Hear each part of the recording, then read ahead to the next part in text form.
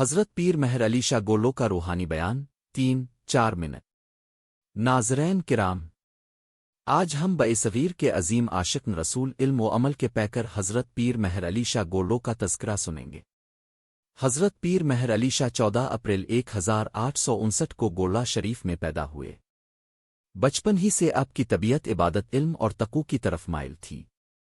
اپنے قرآن، حدیث، فقہ اور تصوف میں کمال حاصل کیا اور اپنی زندگی شریعت محمدی کی خدمت میں وقف کر دی۔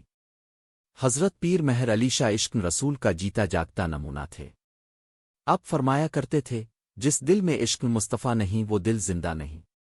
اب سنلام چشتیہ نظامیہ کے عظیم بزرگ تھے۔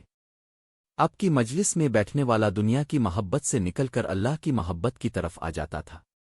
آپ کا کردار سادگی، عاجزی اور اخلاق حسنہ کا اعلیٰ نمونہ تھا۔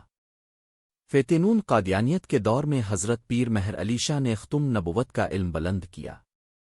آپ کی تصنیف صفن چشتیائی حق کی ایسی تلوار ثابت ہوئی جس نے باطل کے تمام دعووں کو رد کر دیا۔ آپ نے ثابت فرمایا کہ اصل ولایت شریعت کی مکمل پیروی میں ہے، نہ کہ جھوٹے دعووں میں۔